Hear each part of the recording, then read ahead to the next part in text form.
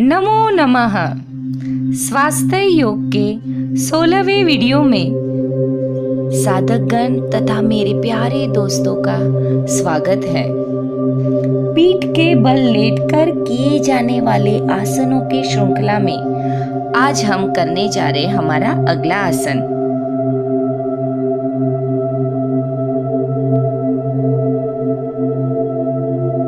आज हम करेंगे पवन मुक्तासन। पवन मुक्तासन करने के लिए हमें हमारे आसन पर दंडासन में आना है और एक साइड से करवट लेते हुए लेट जाना है। विश्राम अवस्था में कुछ क्षण रुककर सावधान अवस्था में आ जाना है।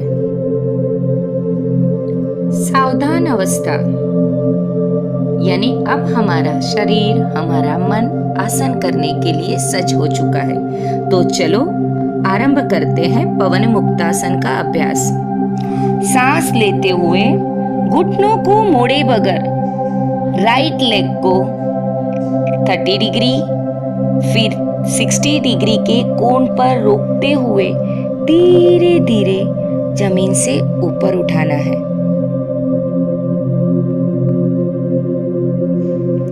राइट लेग को घुटने से मोड़कर दोनों हाथों से घुटने के नीचे पकड़कर पेट पर तथा चेस्ट की तरफ राइट लेग को दबाएं।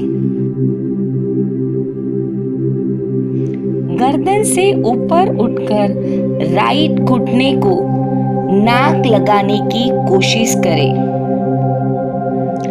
आपका दूसरा पैर जमीन पर ही रहे, घुटने से न मुड़े, यह ध्यान रखना है।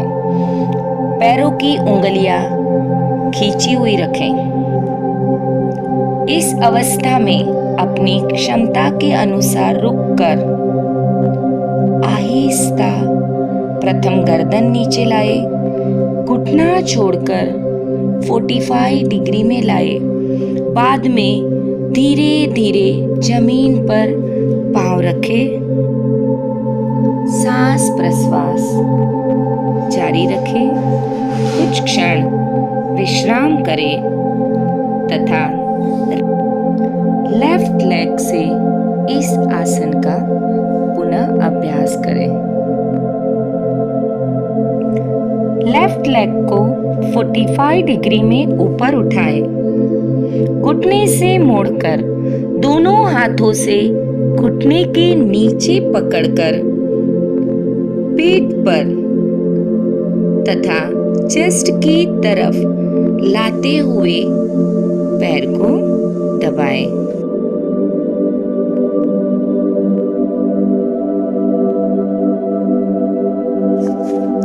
धीरे धीरे गर्दन को ऊपर उठाएं। लेफ्ट घुटने को नाक से लगाने की कोशिश करें।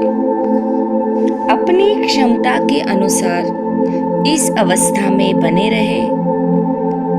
फिर धीरे धीरे आपको बताया गया है उस क्रम में आसन छोड़कर कुछ क्षणों के लिए विश्राम करें।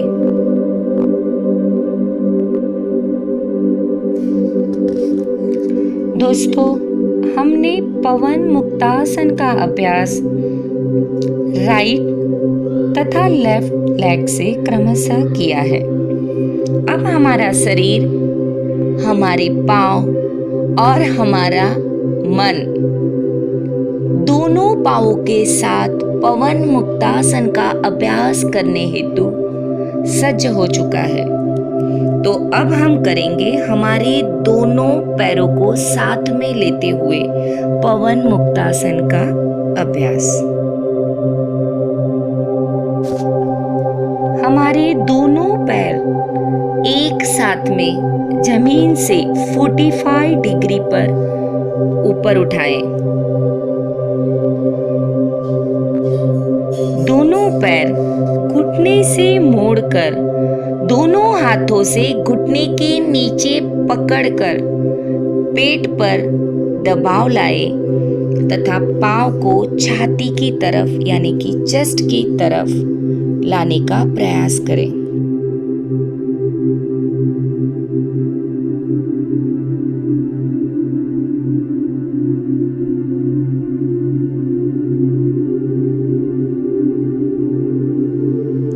गर्दन को ऊपर उठाकर दोनों घुटने को नाक लगाने की कोशिश करें। आपके पैरों की उंगलियां नीचे की तरफ खींची हुई रहे, इसका ख्याल रखें। अंतिम स्थिति में आप अपनी क्षमता के अनुसार रुके, नॉर्मल श्वास प्रश्वास जारी रखें और फिर धीरे धीरे प्रथम गर्दन नीचे लाए, घुटना छोड़कर 45 डिग्री में लाए, बाद में आहिस्ता आहिस्ता जमीन पर पैर ले आए और सहज सांस प्रश्वास के साथ कुछ क्षण का विश्राम करें।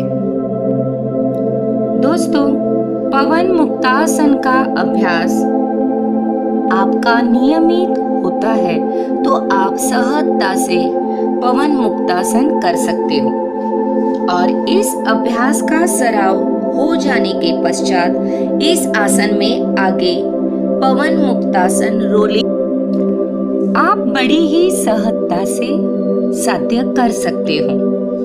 आओ मैं आपको पवन मुक्तासन रोलिंग की छोटी सी झलक दिखलाती हूँ।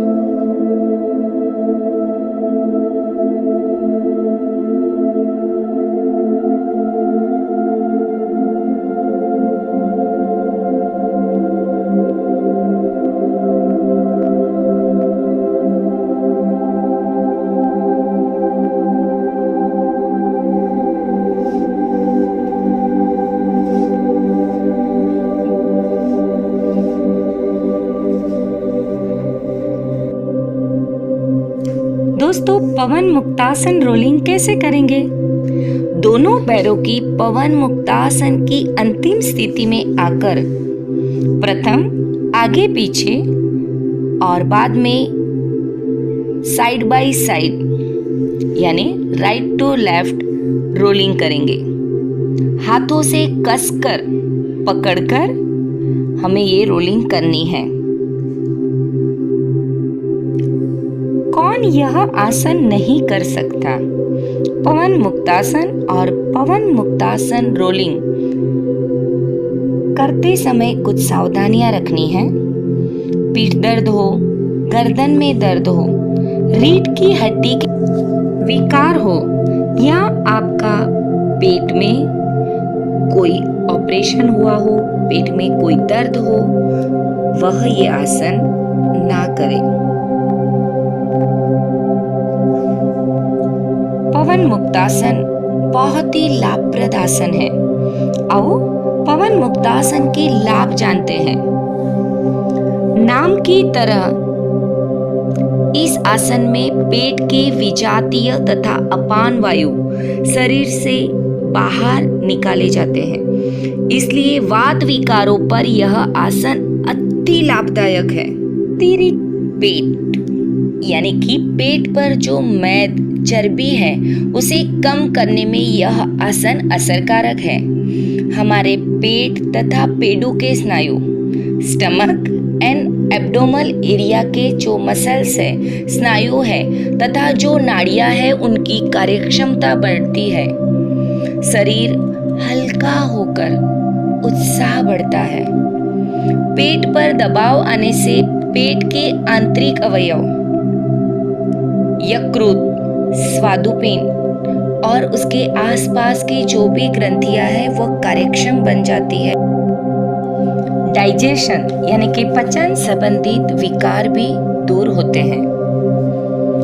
इस आसन में हम गर्दन को उठाते हैं, झुकाते हैं, यानी गर्दन में जो थायराइड, पैराथायरॉइड ग्लैंड जो हमारी ग्रंथियां है उसकी कार्यक्षमता बढ़ती है और थायराइड के विकार के लिए भी यह आसन बहुत ही उपयोगी है। हमारे थायराइड के विकार से हमें क्रमशः मुक्ति दिलाने में यह आसन बहुत ही लाभप्रद है। दोस्तों, पवन मुक्तासन रोलिंग भी आज हमने की।